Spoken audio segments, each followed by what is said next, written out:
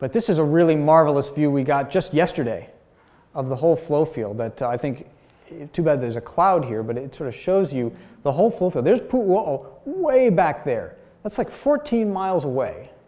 The geothermal pad is right there, and this is that first arm that came into Pahoa right here. There's the transfer station. Here's a Pa'a Street. And then there's the next arm, came down here, crossed the Fire Break Road. This is a cinder pit, and there's Malama Market, part of the marketplace. There's Long's right there. And now there's a new arm that's coming off this way. So we're really getting a lesson here in how these pahoehoe flows work. They surge forward, then they broaden, they inflate, they send out a new arm, that'll broaden, it inflates. It's not a really constant process. It's, if you're in the path of this, unfortunately, an extremely frustrating process because it stops and starts constantly.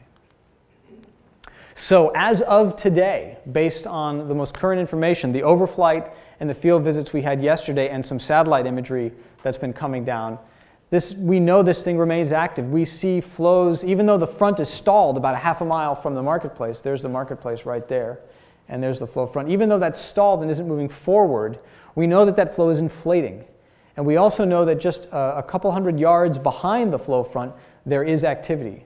It's mostly on the surface of the flow. It's not burning new vegetation, but there are breakouts there.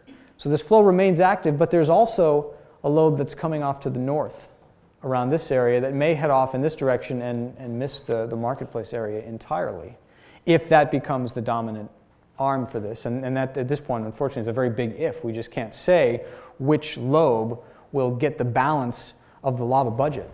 And in fact, I think that's a good way of looking at this, is thinking about this whole eruption as having a budget. There's a certain amount of lava that's erupting. That amount of lava has been relatively steady through time. It fluctuates, but it's been pretty steady throughout the course of this eruption. And how is that budget spent? Does it go into inflating the flow, pushing it forward, broadening it, sending out multiple fingers? Right now, it is broadening these flows and sending out another finger this way. If it gets focused into a single finger, it might push that finger forward faster than we've seen in the last few weeks. So here's what the situation looks like right now. There is still some activity back here. The geothermal well pad is right there, and this is that crack system. So there's still some activity here, but much of the activity is focused in this area right here, and there's that new arm that's extending out. It's difficult to say where this is going to end up. It's sort of been pushed off to the north because of all the new topography created by that flow right there. It may eventually make it into this flow path. It may wrap back around and come here. It's very difficult to say because it's in a fairly flat area. But I think this gives you some perspective on the overall picture of this flow. We're getting a lesson how these things work. Sending out fingers, broadening, sending out a finger, broadening, sending out another finger, and broadening.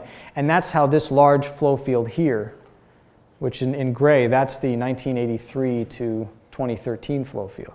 That's how that grew as well. We're just seeing it on a much longer scale here since the ocean sort of cut the flow off in this direction.